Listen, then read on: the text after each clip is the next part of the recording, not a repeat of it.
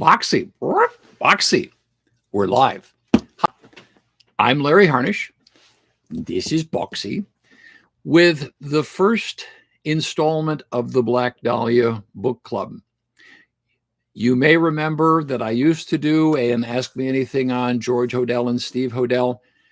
I'm sick of talking about Steve Hodel and George Hodel. Steve says the same thing. At this point, I can do Steve's monologue better than he can. And so I just got tired of that. And I thought, well, what can I do instead? So I decided to start the Black Dahlia Book Club. And I'll talk about that in a second. So first of all, who is this Larry Harnish guy anyway? If you're new, I'm retired. 34 years in daily journalism, 27 at the Los Angeles Times, where I was a copy editor, feature writer, blogger, columnist, and what have you. I began researching the Black Dahlia case in 1996 for a story on the 50th anniversary that ran in January 1997. And it has been a long haul, let me say that. But I've learned a lot. And one reason I want to do this is to kind of discuss the source material on the Black Dahlia case, besides Boxy. Boxy is problematic. No, don't feel bad. You have your problems, Boxy. So I want to talk about some of the other source material. And I thought, well, how would I do that? I go back to the beginning. And so this is going to be about the various sources, the various portrayals of the Black Dahlia case. My idea is that I'm going to talk about all the things that have been written, the fictional portrayals, the radio shows, what have you. I can't begin to tackle all the podcasts. There are too many of them. And then the first Tuesday of the month on the Ask Me Anything on the Black Dahlia case, I will be discussing simply the questions about the Black Dahlia case. And then everything that's been written about it or said about it or whatever. There's enough now that it can be its own session. And certainly moving beyond Steve Hodel and George Hodel. Something comes up interesting that Steve says the same thing all the time. Right now he's on a kick that Michael Connelly has endorsed my idea that the same person did killed Elizabeth Short also with Zodiac. No, that's ridiculous. But anyway, Steve has got company now, so he's saying, see, I told you. It's just they've got it wrong. It's not poor old Marvin Margolis. It's Evil Dad. Okay, so I'm still going to talk about that, but I want to look at the broader source material because I have compiled a lot of the original stuff over the years on the Black Dahlia case. It's hard to find now. It's hard to get. So we'll talk about that. Now, I was on a Zodiac forum the other day, just lurking, just reading. I wanted to see what they said about me. And there was a guy who said, well, Harnish is a fount of information on the Black Dahlia case. Thank you. I appreciate hearing that. But he aggressively pushes his solution. No, I don't. That's the one thing I do not do, particularly to avoid accusations that, well, Harnish just pushes his solution. No. My background is in history. Before I got into reporting, I majored in music history, and I had a history minor. That's my background. So I consider myself a historian of the Black Dahlia case, and God knows it needs one, considering some of the comments made by that were published by Mitzi Roberts, who was the former, now retired LAPD homicide detective, who was the caretaker of the Black Dahlia case. Given some of the stuff that she said, is like, you know what? The LAPD has no more institutional knowledge about the Black Dahlia case. So it's like, okay, yeah, that's my history is my thing. And I consider myself a historian of the Black Dahlia case. So in keeping with that, I'm going to talk about some of the old source material. And I should mention that as a historian, one of the things you need to learn is evaluating your sources. That's where you come in, Boxy. Boxy is very problematic. There's a lot of things in there that you need to be very careful of. And that's one thing that you need to be very cautious about in reading your source material. Is it any good? Does this writer know what they're talking about? A lot of times the answer is no. So you have to be, you can't just say, well, it's in print, it must be true. No, no. That's the one thing you will learn from the Black Dahlia case is no. So I'm going to talk about, where are you? Where are you? Oh, here you are. Okay. I'm going to talk about this article right here. The Black Dahlia Murders. Appeared in True Detective magazine in October 1948. Now, I bought this issue on eBay a long time ago. If you were to try to get it, it used to turn up every couple of years. I don't know how rare it is now, but I haven't seen any turn up in a long time. Okay. So we're going to put this aside temporarily and talk about the pulps in general. What were they? The pulp magazines, in case you don't know, the term pulp magazine comes from the type of paper, pardon me. Pulp magazine comes from the type of paper that these magazines were printed on. It was high acid content. It was wood pulp that had been bleached with acid. That's why the pages disintegrate after a while. They're ephemeral. They were contrasted with the so-called slick magazines. What were the slick magazines? The more prestigious magazines with the more expensive paper. That would be Saturday Evening Post, okay, Harper's, Atlantic, Saturday Review of Literature, those kind of magazines that were all on so-called slick paper. They paid better, okay? The New Yorker is still on slick paper. The pulps did not pay particularly well. And so there was kind of a stigma. I mean, writing for the slicks was a prestigious profession. That was considered a good gig. Writing for the pulps, not necessarily. Now, yes, there are. Where are you? Come out, wherever you are. Yeah. There are some pulps that have achieved fame, like Black Mask, okay, with writers like Dashiell Hammett and Raymond Chandler.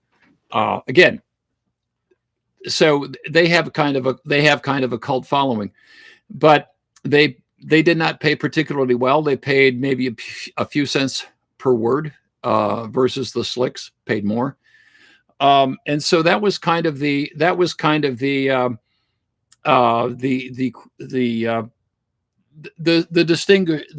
distinction between the two. You can find complete runs of the slick magazines. The New Yorker, they're all online. You can read them. Esquire, they're all online. Saturday Review of Literature, all that stuff, they're all online. You can get those. I'm not sure about the Saturday Evening Post because I have no reason to read it. But you can find those. The pulps were ephemeral. Okay.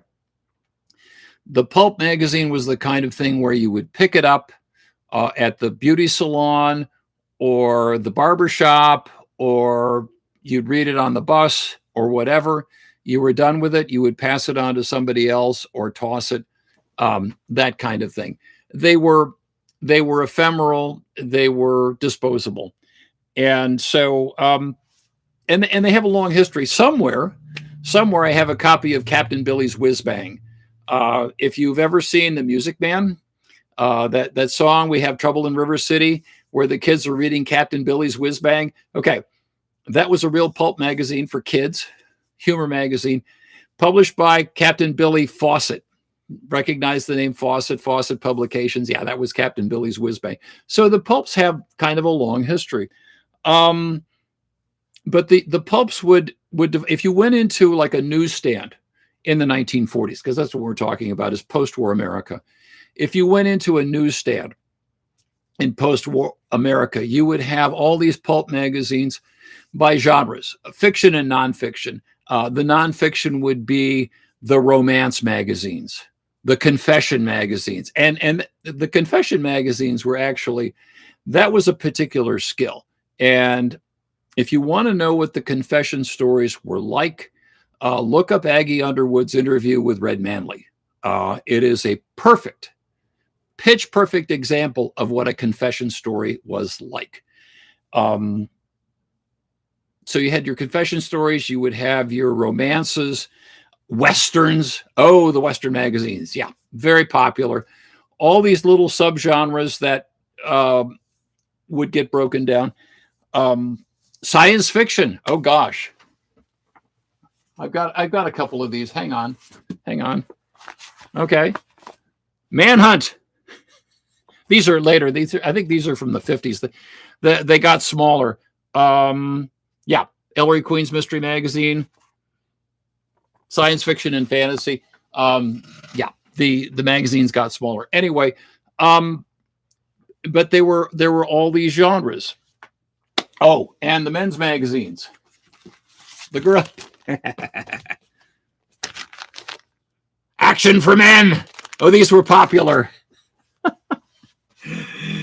So yeah, and these days, the artists who did the pulp covers were very popular, and people know who they are, and they collect them and all that sort of thing. But again, it was all ephemeral. If you could put together a year's run, 1 year, 12 issues of any of these pulp magazines, it's a major achievement.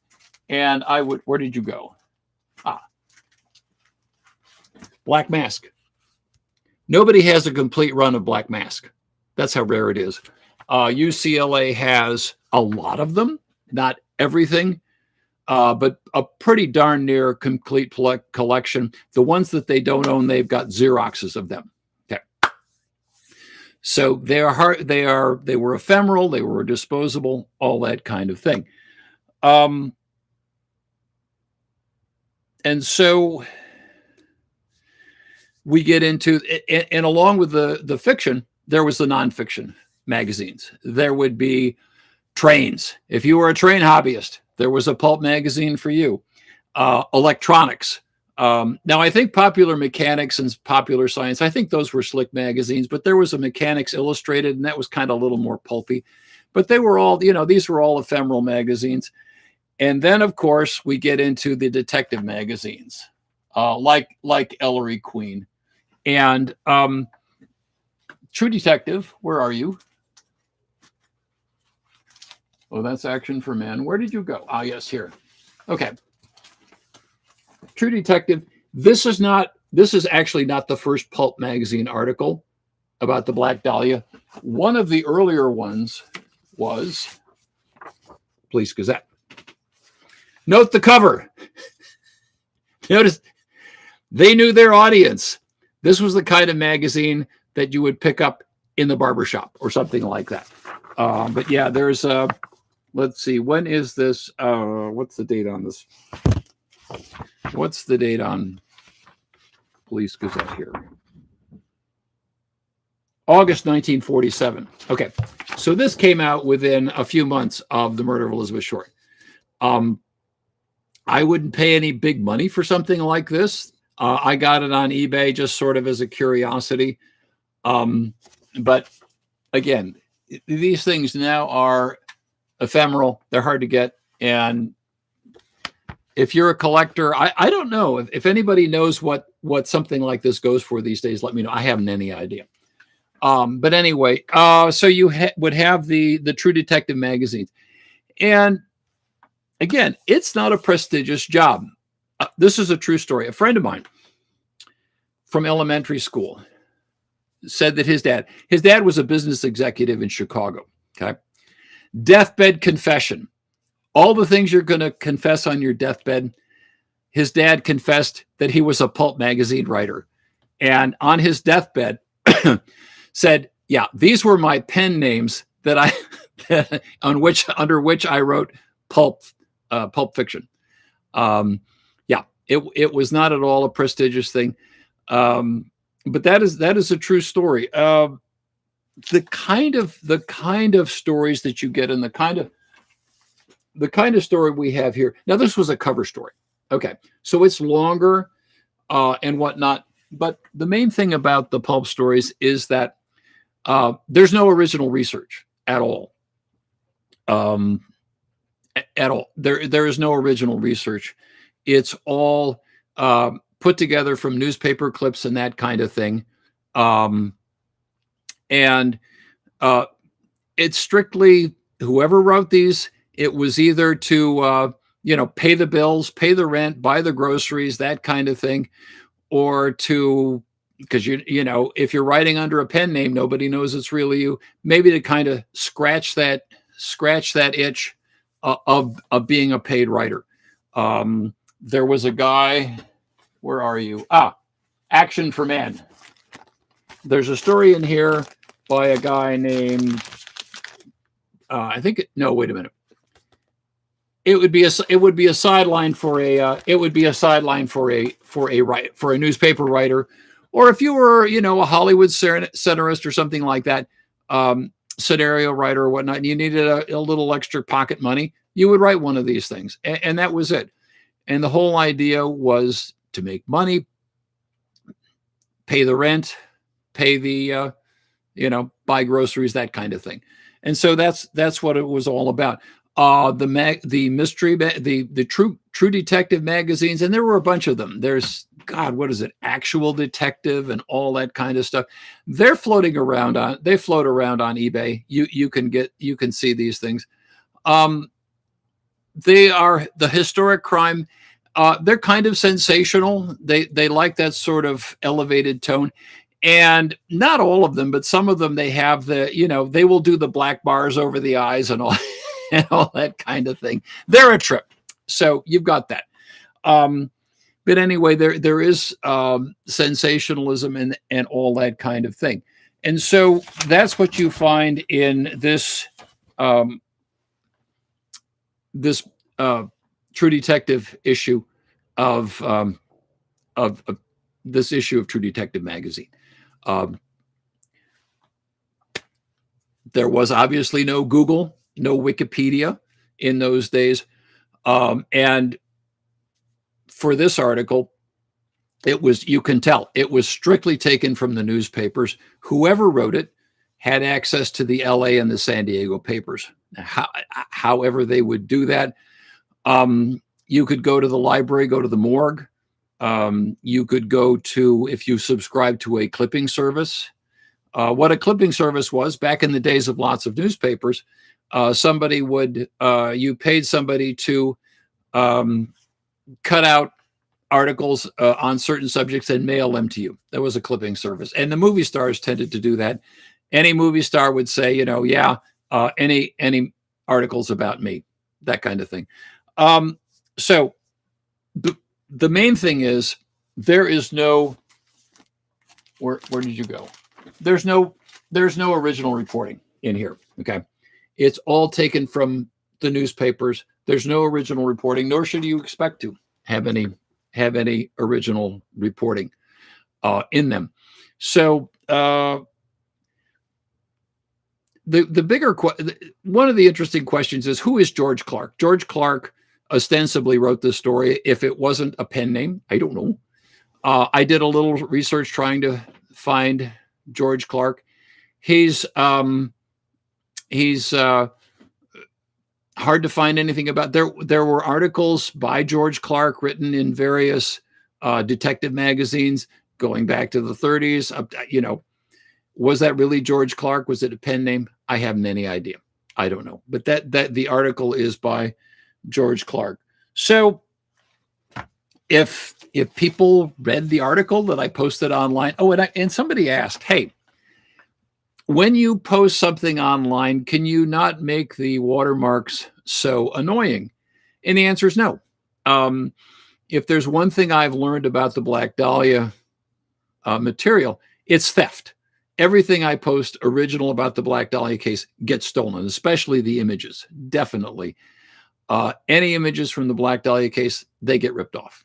And as a matter of fact, the photographs from the LA Police Museum of Elizabeth Short in front of Grauman's Chinese Theater, in front of Earl Carroll's, that sort of thing, they've all gotten stolen. They have appeared all over the world. They're even on book jackets and everything else. even though they are, low resolution photographs and everything else. I mean, I deliberately did that. So no, they're going to be watermarked because people steal. Okay, so let's talk about the article in detail here, because I have a copy. I've marked it up. Follow along if you want to. And one of the interesting things about this is, how do people tell the Black Dahlia case? Almost always, the Black Dahlia case is told. Betty Bersinger is walking down Norton Avenue, and she sees this white form. She doesn't know what it is. Is it a mannequin? And there'll be kind of a thing about her daughter sees this and goes, "Mommy," and is shocked. That's normally how people start the Black Dahlia story. It's generally the discovery of the body. The difference here is that it's the phone call to police headquarters that the body has been found, and then the police show up and all that kind of. So it's a slight variation on that. It's all about the investigation. I think. Let's see. How far do you have to get? Way into the, it's the third page of the story before you get any details about Elizabeth Short. It's all about the history of the investigation, which is interesting. Oh, I should point out this picture right here. Okay. For a long time, this True Detective magazine was the only place you could find this photograph. That is Aggie Underwood. Okay. That's Aggie Underwood at the crime scene on Norton Avenue. And this was really the only version you could find. Now it's online. It's published everywhere, but originally this was it. Notice how far, and this is important, notice how far Aggie Underwood is standing from the body. She is, here's the curb. Okay, there's the sidewalk. Okay, there's the body of Elizabeth Short. And here's the sidewalk. Here's the car. And here's Aggie Underwood way over here. She's far away from that.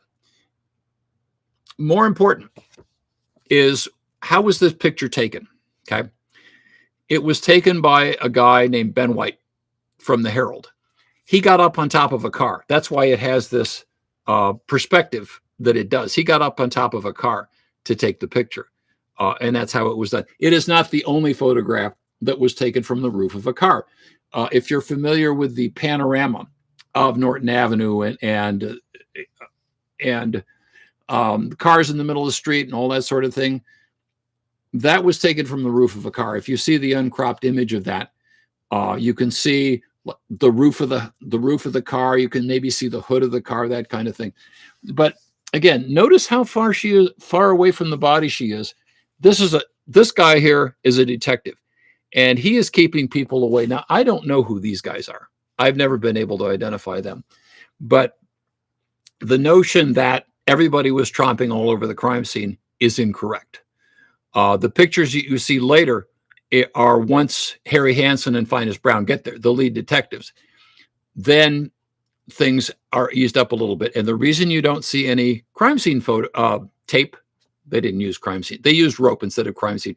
The reason you don't see any is because they blocked the entire street. Each end of Norton Avenue was blocked off. And so that's why you don't see rope or crime scene tape or anything like that. They kept everybody away. It's a pretty standard narrative of who she was, and then it goes back to the investigation and that sort of thing, and then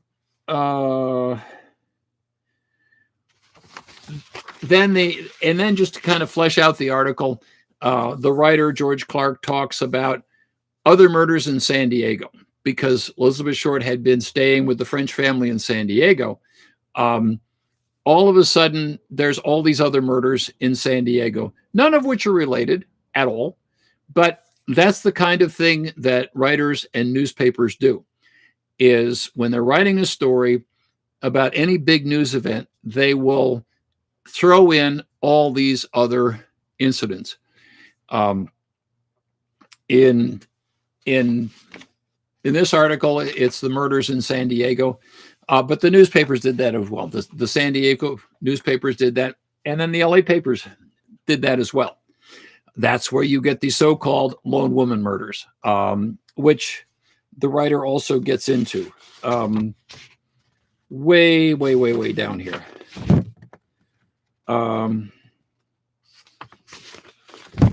Let's see.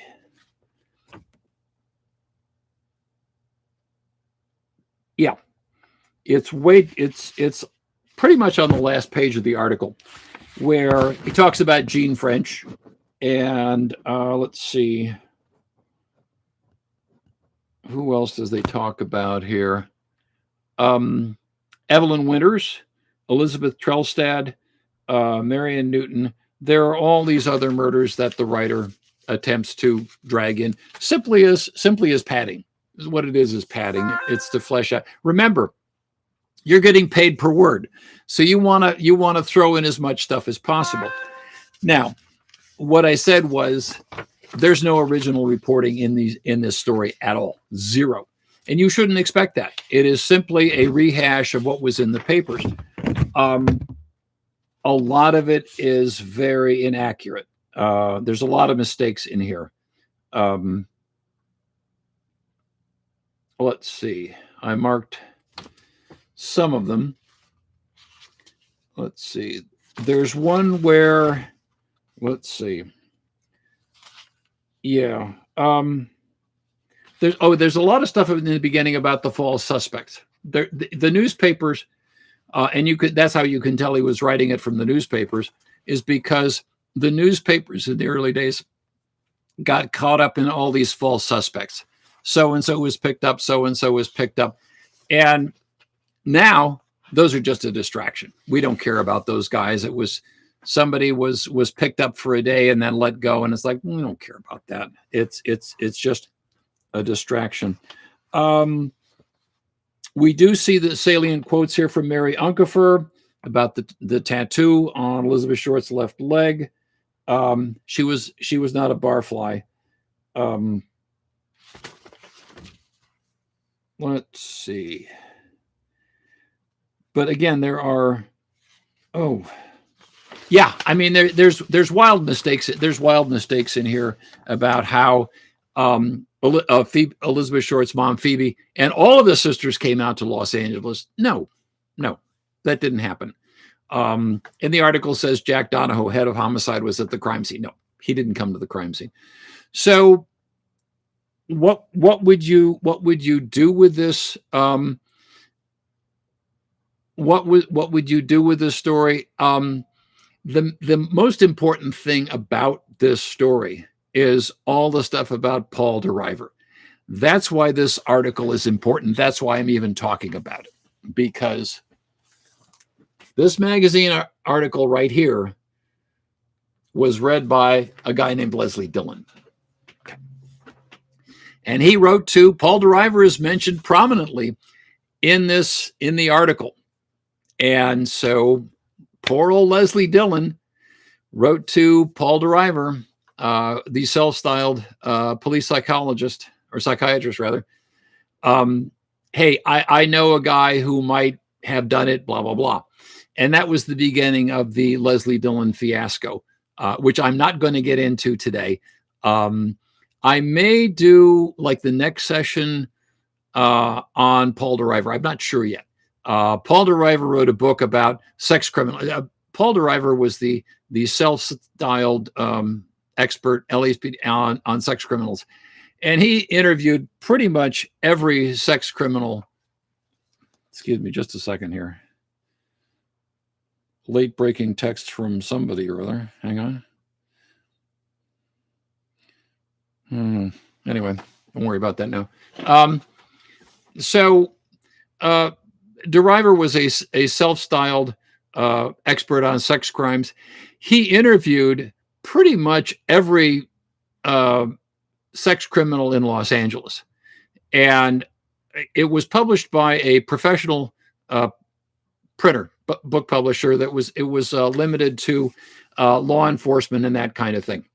And so It's online. I don't know whether I'll talk about it or just add a link to it if people want to read it. I'm not sure how much I want to get into the Leslie Dillion fiasco, but nonetheless, Paul DeRiver's book is online. I might just refer to that next time. What I'm thinking about in the future is looking at the crime anthologies, because before the Black Dahlia case became a full-blown book, it became an element of various anthologies on so-called true crime. I might do that. I haven't quite decided yet what I'm going to do for the next session. There's a couple of possibilities. DeRiver is one. The crime anthologies would be one. Radio shows. I want to talk about Dragnet specifically, but there was another radio show that was factual. It was called Somebody Knows. I think it was called Somebody Knows, and that might have been the first one of the earliest radio shows done about the Black Dahlia case. And it was done in conjunction with the newspaper, the Los Angeles Mirror. And it was kind of a dramatization. And I got a recording of it. I gave it to my then associates at what was the Crime Bus and is now turned into Esoteric. So that radio show is all over the place. But I might do that. But the thing about Dragnet is that there are no unsolved cases on Dragnet. It's, if you listen to the radio shows are pretty good, I have to say, but there are no unsolved cases on Dragnet ever. No. So the Black Dahlia case is never, ever, ever going to be an episode of Dragnet. So I want to deal with Jack Webb. I want to deal with Dragnet at some point in the near future, but eventually down the road. Yeah. Somebody asked, will you do Who is the Black Dahlia? Yeah. Cause I interviewed the guy who wrote Who is the Black Dahlia. And that was an interesting. Robert Lenski was the screenwriter on that, and I talked to him. Brian De Palma's movie, the movie True Confessions, with Robert De Niro and Robert De Niro and I'm blanking on the other guy's name, Robert Duvall. Yeah, so I'm going to do all of that stuff at some point, but this is the first session. And I think at that point I've gabbed long enough. Again, in my collection of magazines, this is Trump. This is a Trump magazine. This was a competitor to Mad Magazine. Okay, it was a humor magazine. It was called Trump. I don't know if it's in good shape. I don't know if it's worth anything or not, but it is a humor magazine. So I just thought I'd throw that in. Anyway, okay. Let me scroll back and see what the questions are here. I see that you're going chronologically with these articles and books, but I hope you'll be eventually discussing Eli Frankel's new book. Yeah. I did a review of Eli Frankel's book, and his guy is Carl Balsiger. And one of my pet peeves about the Black Dahlia case, it's more than a peeve. People treat the Black Dahlia case like a game of Clue. There's a memo in here by District Attorney's Detective Lieutenant Frank Jemison. And people treat that as like, well, the killer has to be on this list. No, the killer's not on that list for the reason that they knew about all these people they were interviewed and excluded. Who's on that list? George Hodel, Maurice Clement, Marvin Margolis, Patrick O'Reilly. They are all on this. So, it's like people take that and they decide that there could be a book in there. And Carl Balsiger is one of these unfortunate individuals. Balsiger never killed anybody. At least certainly didn't kill Lila Welsh. And the thing about Eli Frankel's book is it is really a bit of bad work. If Eli Frankel had the material that he said he had, he would have Carl Balsiger's Army records, which I have. Carl Balsiger's Army records show that he was stationed in Washington at the time that the time that Lila Welsh was murdered. He was nowhere around. He was stationed in Washington. It's baloney. But the bar for true crime. I'm going to work hard not to rant about true crime. But the bar for true crime is so low that people can say anything. It's like William Mann's book on Marvin Margolis. It's like, and it's not. I think officially Mann's book is going to come out in a couple of days, but no. Mann has this ridiculous hypothesis where Marvin Margolis gets Elizabeth Short into the cadaver lab at SC and cuts her up and then takes her to the crime scene. And it's like, no. What people overlook with Marvin Margolis, there's a lot of things that Margolis didn't, that Marvin Margolis is a whole separate topic. I'll have to do that. The first session of the Black Dahlia was going to be February, first Tuesday in February, which is February 3rd. And I will talk about Marvin Margolis. But he had just gotten married. So the whole idea that he was a jealous boyfriend, no. He was a newlywed. He had just gotten married in late November. So no. But anyway, yeah, so Eli Frankel's book is just, and I guess it's been eclipsed by William Mann's book and the whole Marvin Margolis thing, but it's no more accurate. And the thing about Mann and Marvin Margolis is he starts out the book, he says, I'm not going to try to solve it. And I should disclose that before the book was published, William Mann contacted me and he said, can I interview? And I said, no, I don't give interviews anymore. Okay. So I didn't talk to him and the LAPD didn't talk to him. And Elizabeth Short's family didn't talk to him either. And so he comes up with this, I'm not going to try to solve it. I think Steve Hodel's full of shit. Okay, he's right about that.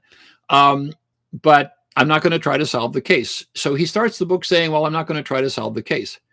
Then he says, well, I've got Marvin Margolis, and here's the scenario about how Marvin Margolis could have killed her, Elizabeth Short. And then he ends up saying, or not. It's like, which is it? So the bar for true crime is really so low that it's pretty much, it's pathetic.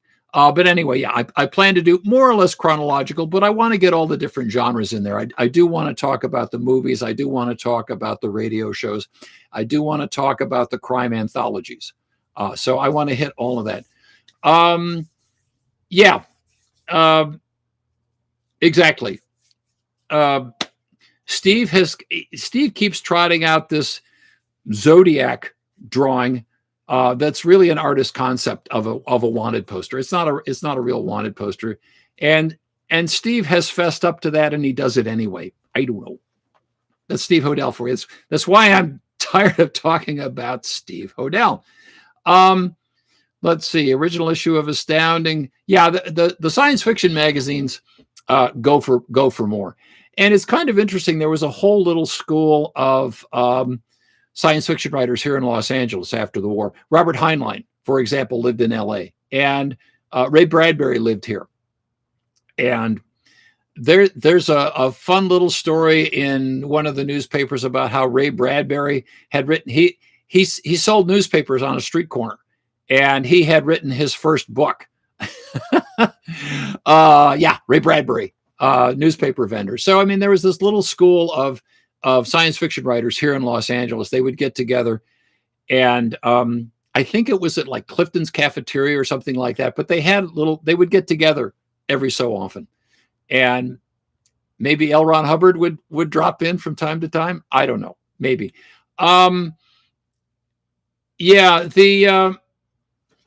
Let's see here. In terms of the rope marks on Elizabeth Short's body, it's, when you look at the, that's really more an appropriate question for the Ask Me Anything on the Black Dahlia case. She was definitely tied up or restrained. It's kind of an unusual way of it. It's kind of an unusual method of tying somebody up or tying somebody down. She doesn't seem to have, I mean, it's not like there are marks for sure on on her body, on her legs, and on her wrists. But it's not like she struggled against them. The only place that there are like rope burns or anything like that, around her neck. That's the only place that it was kind of like roughed up. But otherwise, no. So was it for restraint? Was it for control? Was it to, trigger warning, bleed out Elizabeth Short after she was cut in half? It's really hard to tell from the pictures, even the good scans of the photographs, exactly how it was done. You can definitely see binding marks on her limbs, yeah, but it would be a little bit difficult to infer what the purpose was. Let's see. Okay. Was Severed the first book devoted exclusively to the case, or were there others published earlier? No. Severed was the first one. Do I have it? I think I have Severed here somewhere. Where are you? Ah, yes, there you are. Severed by John Gilmore, and I'm going to get it. I will do Severed later. That will be a later session, but that was definitely the first book-length treatment of the Black Dahlia case. Soon to be followed by Daddy Was the Black Dahlia Killer, by Janice Knowlton and Michael Newton, and that's a whole nother story. But those Gilmore was the first, and very quickly, what happened was John Gilmore, and I will just say, Severed is 25% mistakes and 50% fiction. It's loaded with errors, and Gilmore made up a lot of stuff on the theory that nobody would ever know. No one would ever know. He made up people, and one of his techniques would be, for example, if he wanted to say something about the autopsy of Elizabeth Short, how would he do that? Well, he knew who the lead detectives were. He didn't talk to them, Harry Hansen and Finus Brown. He didn't talk to them. He would invent a guy, Herman Willis. And he would say, well, along with Harry Hansen and Finus Brown and Ray Pinker, there was a young detective named Herman Willis. And so Gilmore would say, well, I interviewed Herman Willis. And it's like, no, that guy's made up. That guy doesn't exist. So that, let's see here. Oops. Well, never mind. Anyway, so that's the deal with Gilmore. But because he wrote the first book, and it's because it deals with what people want to believe, it remains popular. Gilmore was working on a book about the Black Dahlia, and Mary Pacios was working on a book about the Black Dahlia, because Mary Pacios, in case you don't know, grew up in Medford. She lived around the corner. The Pacios family lived around the corner from the Short family. And so Mary Pacios knew Elizabeth Short, and some of her siblings also knew Elizabeth Short. So Mary Pacios was working on a book about the Black Dahlia case.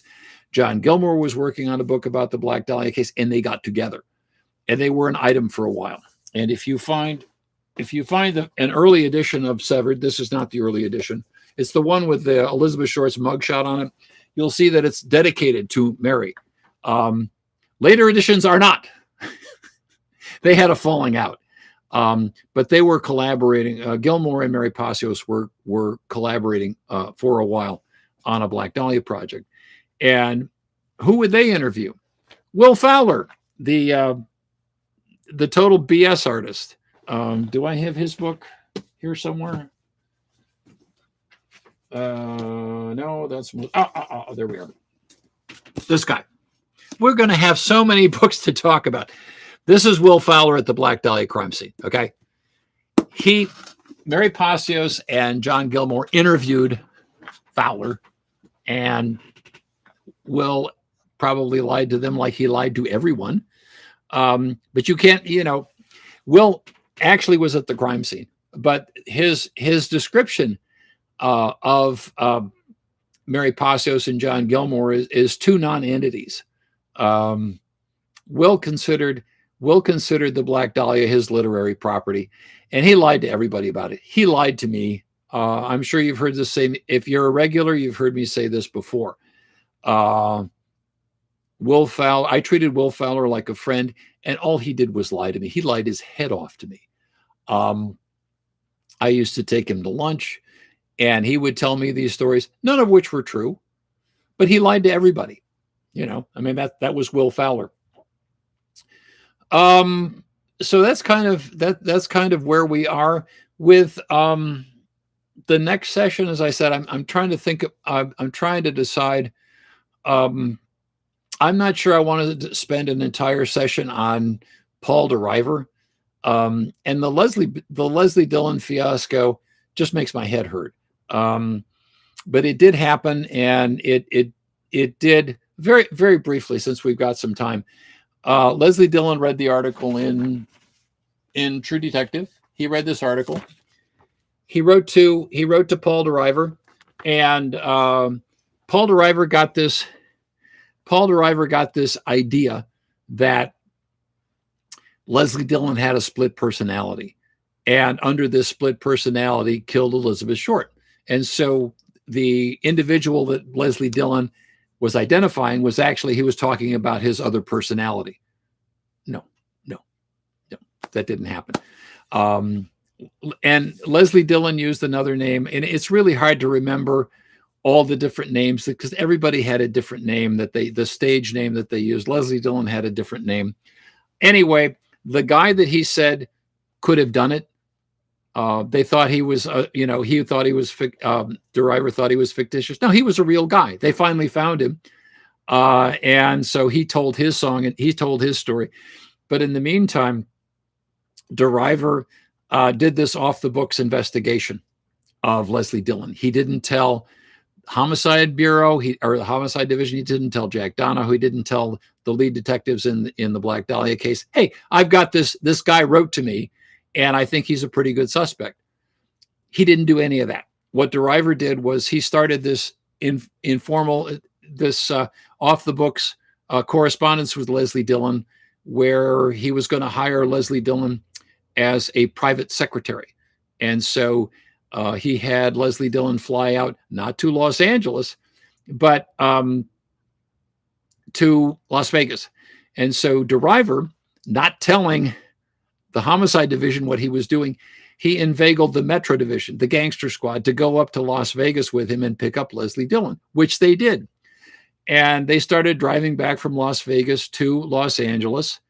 And then they get to, I believe it was Banning.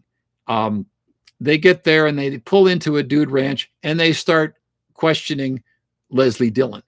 And how did these guys question Leslie Dillion? They handcuffed him to a radiator. That's the kind of thing these guys did. It was, you did not want to be picked up for the LAPD for something like that. Anyway, they picked up Dillion, and DeRiver asked him the key questions, and he blew the answers. And finally, Dillion either sailed a postcard out the window, or he left it at dinner or lunch or something like that. But he found a way to, wrote this note, and you can see it. It's at the Los Angeles Public Library, photo archive. Help! I need a lawyer. Get me Jerry Giesler. And so the whole thing blew up. Dillion was arrested for about a day. And then they questioned him, and Harry Hansen said, yeah, I heard about Leslie Dillion, and he'd already been arrested and all this kind of stuff. And then they had to release him. The whole thing blew up. And you will hear by people who are uninformed that Leslie Dillion was a morgue attendant. No, he was not. He was an ambulance driver. He was not a morgue attendant. Regardless of how many times you will be told that he was a morgue attendant, no, he wasn't. That's in boxing. No, he was an ambulance driver. And he did sue the city of Los Angeles. Suing the city of Los Angeles is a complicated process. The way it works generally is that you You file a claim and the city has so long to act on the claim. And if it doesn't act on it, then you can bring a lawsuit. It's very complicated. It isn't simple like, well, I'm just going to sue the city of Los Angeles. It's a lot more complicated than that. Anyway, that is the Leslie Dillion fiasco. He still has his people who believe him.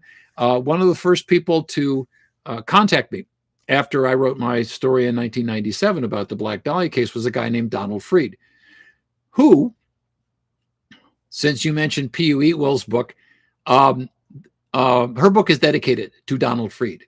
And Donald Freed told P.U. Eatwell exactly what he told me, which was the whole thing about Deriver and Leslie Dillion, and there was all this corruption and all that nonsense. And I will just point out very briefly, we will see time and again, the books that attempt to solve the Black Dahlia case, they are all based on the idea that the original investigation was botched up, that it was, that the police were inept, the police were corrupt. And no, it was a state-of-the-art investigation for 1947. That's a hard sell. People don't want to believe that. They'll say, oh, well, the LAPD was corrupt. State-of-the-art investigation for 1947. So no. And if they're, yeah, Gilmore's a charlatan.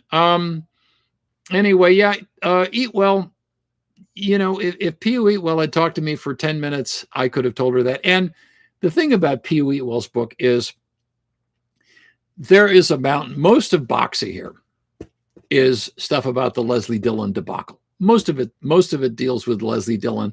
There's interviews with, I think, Deriver. There's interviews with all the members of the gangster squad. There's all that kind of stuff.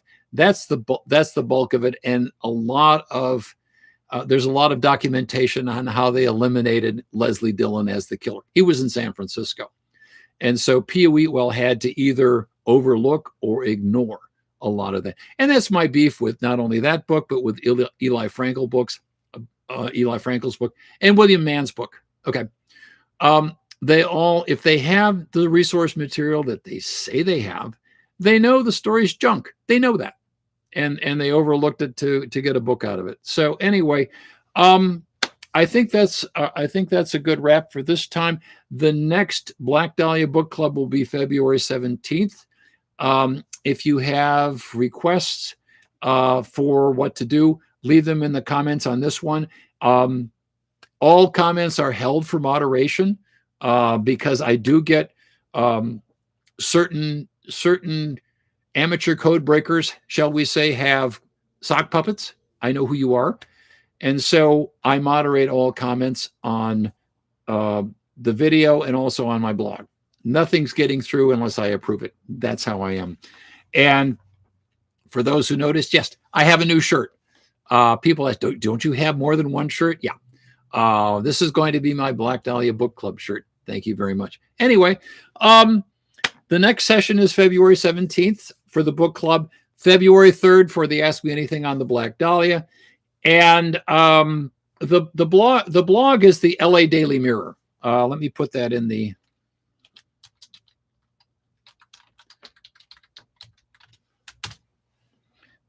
that's what it is.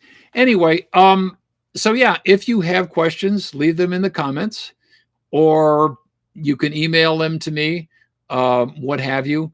And yeah, I think I really enjoy not talking about Steve Hodel. There really is only so much to say about Steve and George Hodel and his increasingly ridiculous claims. Although I have to point out before we go, Steve says his dad did 50 murders in 50 years. That is nothing compared to what Alex Baber says about Marvin Margolis. Because if you watch an interview that he did in February of 22 with Crime HQ, as I have done, you would know that Mr. Alex Baber says that Dahlia, the Black Dahlia, and the Zodiac cases were the same two guys. It was two guys. They were childhood friends. In this interview, he said they were childhood friends. They would get together. They would do murder. They would go their separate ways. They would get together. They would do more murder. Then they go their separate ways.